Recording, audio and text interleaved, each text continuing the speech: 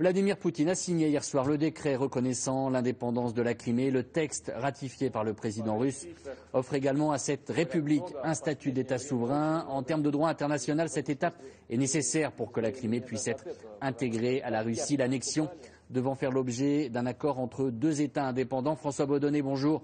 Cette décision a immédiatement été suivie de sanctions de la part des Européens et des Américains.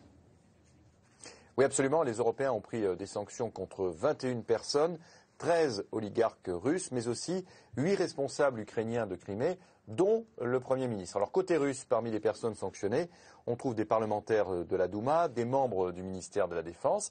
Ces 21 personnes verront leurs avoirs gelés et elles ne pourront plus voyager en Europe. À noter que les États-Unis ont également édicté une liste noire, mais elle cible, elle, des responsables plus proches de Vladimir Poutine. François, Vladimir Poutine doit s'exprimer tout à l'heure. Faut-il s'attendre à des représailles économiques ou diplomatiques de la part des Russes ?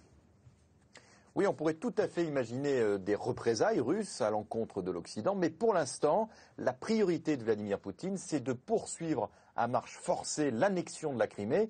Il va en parler aujourd'hui et surtout, cette annexion pourrait être officialisée vendredi, alors même que les chefs d'État des 28 seront réunis en sommet ici à Bruxelles, et ce serait pour eux le comble de l'humiliation. François Baudonnet en direct de Bruxelles. Merci beaucoup François.